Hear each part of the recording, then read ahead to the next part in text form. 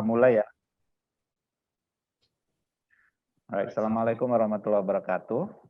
Waalaikumsalam warahmatullahi wabarakatuh. Okay, good morning everyone. Yeah, let's start our next session. Yeah, it's like sharing session with some overseas alumni from some countries. We have 3 speakers this morning. First speaker, we're going to listen to sharing session from Ibu Dr. Andewi Rohmawati. She's going to tell us about her experience in pursuing her PhD in Australia. And she's going to talk about that topic for about 20 minutes. So if you are ready, Bu Andewi, time is yours. Ya, thank you, Pak. Assalamualaikum warahmatullahi wabarakatuh. Mbak, saya bisa share screen, Mbak ya? Bisa. Oke, saya share screen langsung saja. Share screen.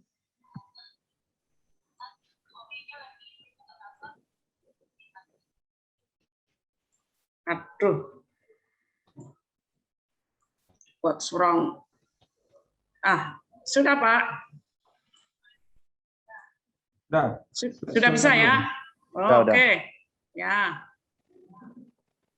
Nah, selamat pagi lah, masih pagi. Selamat pagi semuanya, Bapak Ibu yang mengikuti pelatihan IELTS. Nama saya Andewi Rohmawati. Hari ini saya mau berbagi pengalaman ya sebagai mahasiswa S3 di Australia waktu dulu. Saya ke Australia mendapatkan beasiswa dari DIKTI, beasiswa luar negeri DIKTI tahun 2011. Nah, nih kira-kira apa sih ya kunci utama sukses kita bisa berangkat ke luar negeri dengan beasiswa, gitu kan? Pertanyaannya, yang pertama, yang paling modal dasar itu kalau ada azam dan niat yang kuat, gitu ya. Kalau ada niat, ada azam, itu insya Allah jalan akan dimudahkan. Kalau kita sudah tidak berniat, itu ya apapun malas, ya akan melakukan ini malas, nanti saja. Nah begitu itu sudah penyakit kalau seperti itu kalau nanti saja, nanti gitu ya, itu adalah jalan menuju kegagalan. Yang kedua, kalau kita mau kuliah di luar negeri, khususnya untuk negara-negara yang berbahasa Inggris, itu bahasa Inggris is a must, ya harus. Jadi mau nggak mau, kita harus menguasai bahasa yang disyaratkan untuk masuk ke negara tersebut. Nah, yang ketiga adalah LOA, Unconditional Letter of Acceptance, gitu ya, unconditional. Berarti apa? Semuanya sudah clear. Tidak ada lagi yang nyangkut, nanti harus begini. Kalau biasanya kalau conditional itu kita sudah keterima, tetapi harus memperbaiki ini. Nah, ini enggak. Semuanya sudah clear, kita berangkat siap, sampai di tujuan kita siap belajar. Itu kira-kira. Nah, pertimbangan untuk memilih negara tujuan ya bagi yang berkeluarga karena saya berkeluarga. Kalau yang tidak berkeluarga bebas ya. Yang berkeluarga itu yang pertama yang biasa dipertimbangkan itu faktor akademis. Biasanya kalau kita memilih suatu universitas itu yang jelas ya kalau dengan beasiswa pastilah diakui akreditasinya. Yang kedua juga mungkin kualitas dari mata kuliah atau prodi ya atau subjek yang kita akan tuju. Terus yang kedua juga mungkin profesor yang dia menguasai di bidangnya dan lain-lain, atau mungkin fasilitas yang disediakan oleh universitas tersebut, itu faktor akademis. Nah, yang tidak kalah pentingnya lagi itu adalah faktor non akademis ini ya. Karena kita membawa keluarga, maka ini menjadi pertimbangan mungkin lebih utama dibandingkan yang akademis. Gitu ya. Yang pertama itu adalah biaya hidup. Karena kita di sana tidak hanya kita saja, diri kita sendiri yang kita biayai, tetapi seluruh keluarga yang mendampingi kita. Yang kedua, itu juga harus kita pikirkan biaya pendidikan untuk anak-anak kita. Kita harus memikirkan apakah anak-anak kita nanti mendapatkan pendidikan di sana itu bayar atau tidak. Nah ini yang bikin pusing ya, kadang-kadang kita harus searching dulu, bayar atau tidak. kalau kita berniat membawa keluarga. Dan kita harus kalkulasi berapa biayanya, dari mana nanti sumber pendanaannya. Yang ketiga, kesempatan bekerja ya untuk kita maupun untuk pasangan kita. Nah, ini juga penting karena kita bawa keluarga, tidak cukup bagi kita beasiswa itu untuk menghidupi semua keluarga kita. Kita harus mendapatkan pendapatan tambahan untuk menghidupi keluarga kita tersebut. Yang keempat adalah kondisi lingkungan atau iklim negara tujuan. Jadi misalkan ya, ini juga penting karena tidak semua orang itu dia kalau mau ke Eropa, ke negara-negara yang dia bercuaca ya subtropis gitu ya, ada saljunya begitu, tidak semua orang itu dia tahan. Kadang-kadang dia ada alergi-alergi tertentu. Dia pada saat musim dingin bisa jadi seluruh sekujur tubuhnya tuh bentol-bentol gatal semua ya, dan itu menyiksa. Bisa jadi dia yang kalau pas waktu musim dingin sesak napas, itu juga ada. Ya, dan ini harus diperhatikan karena ini nanti menyangkut kesuksesan kita dalam menjalani kehidupan kita sebagai PhD student dan faktor-faktor lain tentunya. Nah, yang selanjutnya adalah bagaimana mendapatkan profesor ya. Profesor, apakah itu penting menurut saya ya? Nah, bagaimana mendapatkan profesor? Ya, yang kita sebelum mengontak profesor, kita sudah pasti harus memiliki riset kita tuh apa gitu ya. Kita mau meneliti apa nih? Kita sudah harus memiliki proposal penelitian. Dan dulu waktu saya apply itu proposal penelitian tuh nggak banyak-banyak, cuma 2 lembar saja. 2 lembar ya dengan bahasa Inggris yang baik. Nah, 2 lembar itu isinya apa? Ya kira-kira ya permasalahan atau dia fenomena gap kalau di dalam istilah umumnya ya, permasalahannya itu di mana, terus nanti riset gap-nya di mana, kontribusi penelitian kita itu di mana, novelty kita itu di mana.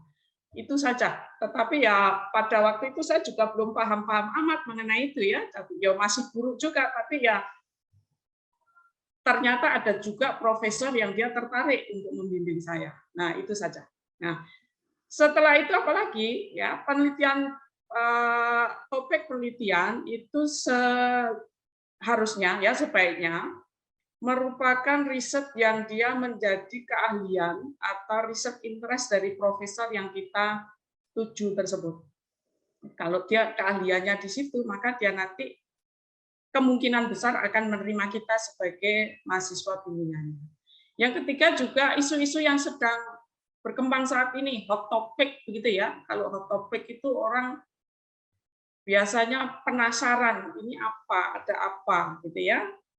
Ingin mengetahui apa sesungguhnya yang sedang terjadi. Maka hot topic itu penting. Hot topic itu juga nanti memudahkan kita untuk mencari novelty kita di mana penelitian kita. Ya, terus kontribusi kita penelitian nanti di mana. Ini hot topic yang itu. Terus yang keempat, jaringan ya, channel yang menghubungkan kita kepada profesor yang kita targetkan itu juga penting menurut saya ya. Karena saya dulu mendapat supervisor itu walaupun saya alumni dari University of Canberra, saya mendapatkan profesor itu bukan saya langsung kontak beliau, tetapi ada salah seorang dosen yang dia orang Indonesia ya, orang Indonesia sudah berkewarganegaraan sana dan kami akrab. Kami mengontak beliau, kira-kira kalau saya punya topik penelitian seperti ini, dosen yang di Business and Government fakultas itu siapa dosen yang cocok. Nah itu nanti terus di-share ke dosen-dosen mereka itu. Baru ada yang tertarik, nah dia mengajukan diri saya mau menjadi supervisornya. Nah kalau kita sudah mendapat supervisornya seperti itu, baru kita kontak lebih intensif, baru nanti beliau memberikan rekomendasi kepada penerimaan ya PhD postdoctorate admission itu. Penerimaan mahasiswa baru postdoctorate untuk memberikan letter acceptance kepada kita. Ini penting. Nah, cara mendaftar universitas di Australia untuk program studi S3 ya, pertama ya, browsing supervisor itu kalau misalkan kita tidak ada kontak ya. Kalau sudah punya kontak ya itu tadi mereka dengan senang hati memberikan rekomendasi bahwa dia bersedia membimbing dan mensurati admission bagian penerimaan mahasiswa itu untuk segera mengeluarkan LOE. Dengan asumsi semuanya sudah lengkap gitu ya. Nah, browsing supervisor siapa yang kira-kira cocok. Nah, baru di situ kita kirim semua ya. Kalau kita punya beberapa target supervisor, kita kirimi semua. Kira-kira nanti tidak semuanya bakal nyangkut ya. Kadang-kadang kita sudah banyak-banyak kita kirim, tetapi nggak ada satupun yang tertarik. Terus yang kedua, mencari pembimbing riset yang cocok dengan penelitian atau topik kita. Ya, setelah itu siapa yang kira-kira cocok.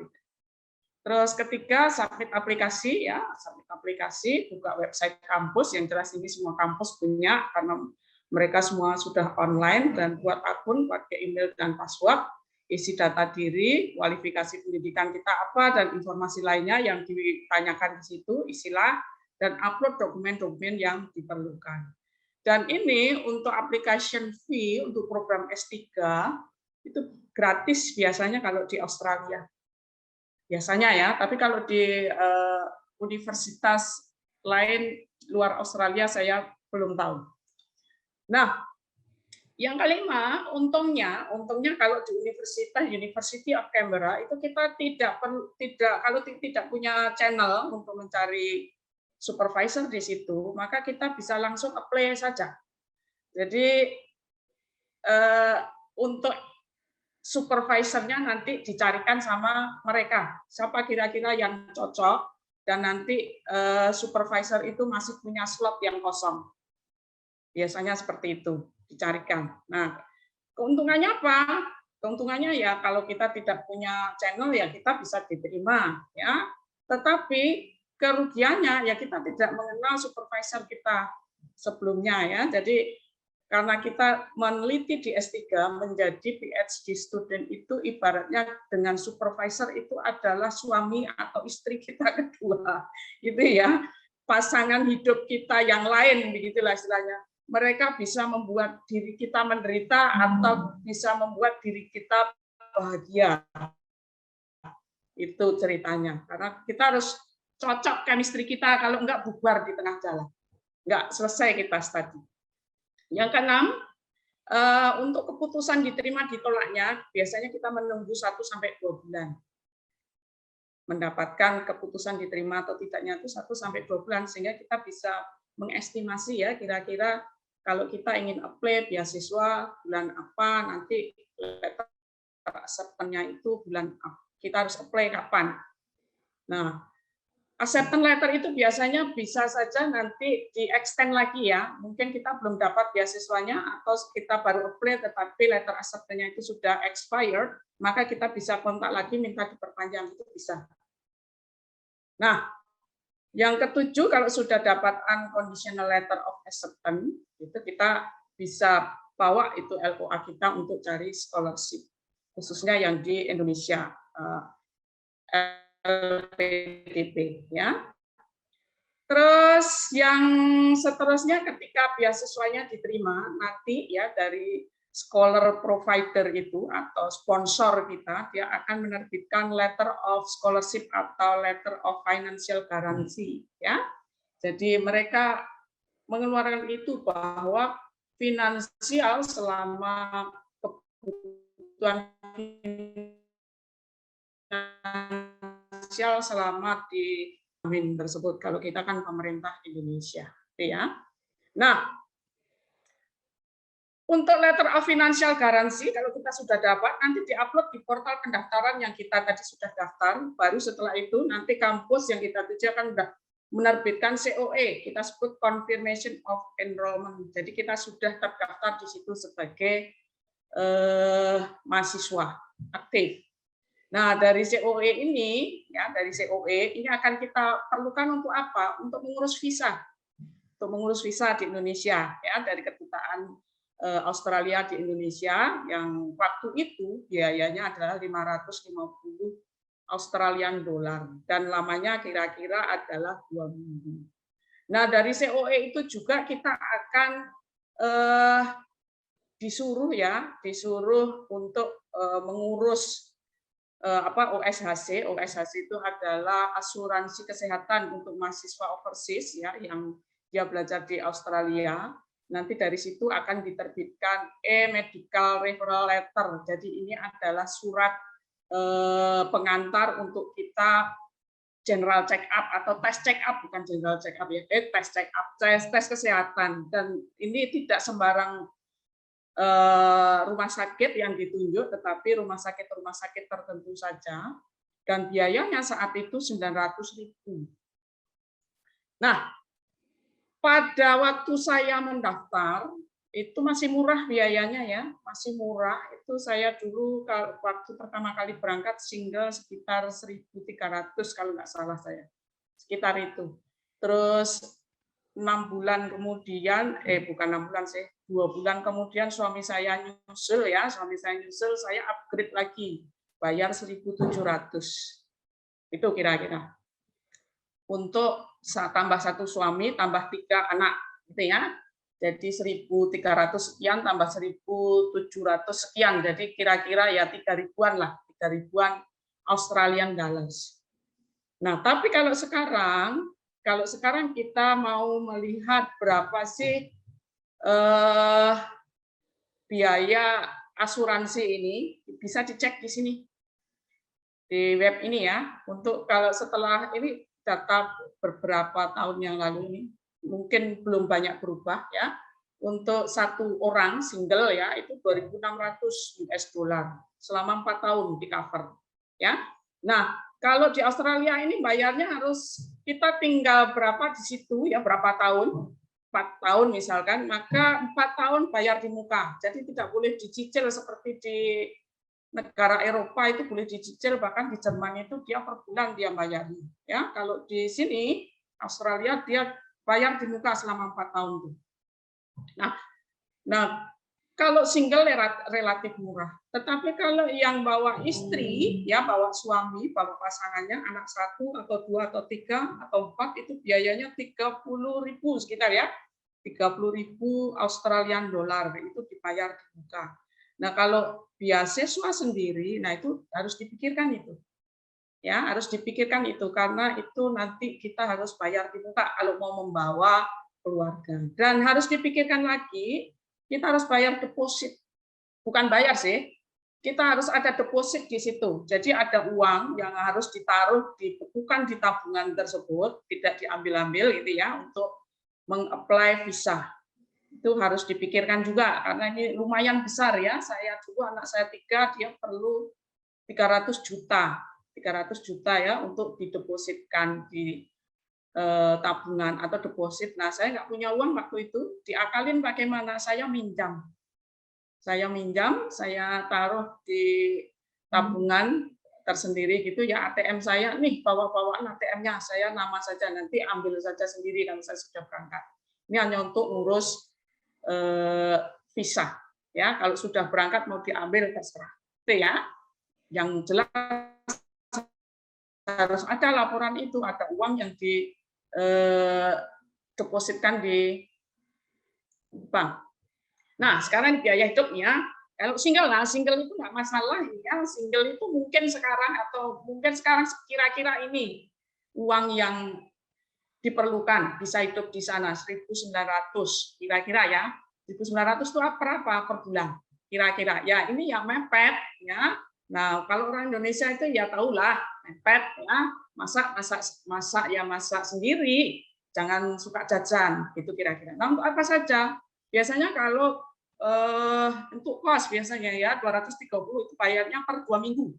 Mereka bayar kos itu per 2 minggu dan per minggunya adalah 230 kira-kira ya, bisa lebih bisa kurang tergantung fasilitasnya. Nah, kalau 4 minggu berapa tuh? Ya 920, dia 28 hari. 28 hari ya. Jadi kalau 1 bulan itu ada 31 hari atau 30 hari, maka yang 2 hari atau 3 hari itu ya nambah lagi ya. Terus internet mungkin sekarang 40 per bulan. Ya, kalau telepon mungkin sekarang nggak begitu bermasalah karena bisa WhatsApp.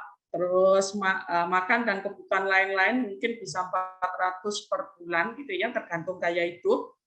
Kalau jajan melulu ya kurang ya. Nah, transport itu zaman saya kemarin sekali jalan, kalau di Canberra ya, ini saya cerita di Canberra, $2,68. Itu kalau kita pakai konsesi, kita punya diskon untuk student, ya untuk student. Tapi kalau non student itu 4,80 US dollar. Nah, kira-kira saja kalau 1 bulan itu 110 gitu ya. 110 itu kalau kita naik bis. Nah, kalau beli mobil bagaimana? Beli mobil murah di sana, Pak. Saya dulu beli mobil itu berapa? $500. $500 itu berapa kira-kira? 5 juta ya. 5 juta itu saya pakai 3 tahun. 3 tahun. 3 tahun, terus saya jual lagi, saya mau pulang, saya jual lagi, laku berapa? 800, untung saya 300. Alhamdulillah untuk waktu itu 300. Terus habis itu SIM-nya pakai Indonesia itu translate ke Kedubes. Aku di sana. Malah ada teman saya itu yang dia pakai SIM-nya SIM C. Bayangin SIM C itu di sini kan sepeda motor kan. Dia belajarnya di Australia, bisa nyetirnya di Australia, dia punyanya SIM C. Habis itu ditranslate lagi ke Dubes. Terus dikasihkan ke polisi itu, pernah ketangkap, ya di stop, dikasihlah SIM C. Lepas saja dikira SIM C itu izin mengemudi untuk car begitu kali ya. Mereka untuk keluarga, bentar ya, untuk anak jika membawa anak usia sekolah itu bagaimana? Ini agak ribet terus terang ya.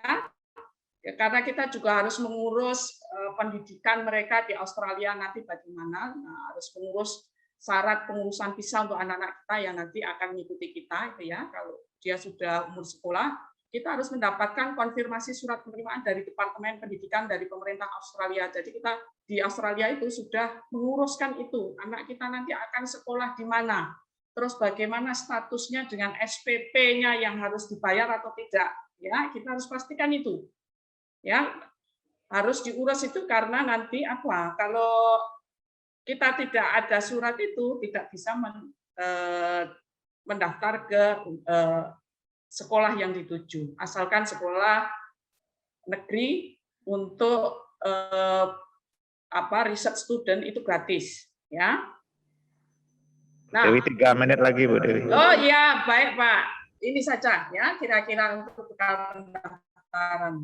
Nah, terus untuk yang anak hidup keluarga itu kira-kira 3.400 ya, ini perinciannya kira-kira. Nah, ini yang saya ingin untuk biaya sekolah ini tidak ada SPP, tetapi ada sekolah atau seragam dan lain-lain kira-kira itu. Terus bagaimana dengan anak umur kurang dari 4 tahun? Nah, ini mahal Pak. Kalau kita memiliki bayi atau apa yang kita tinggal sekolah, dia harus dititipkan per 1 hari $100.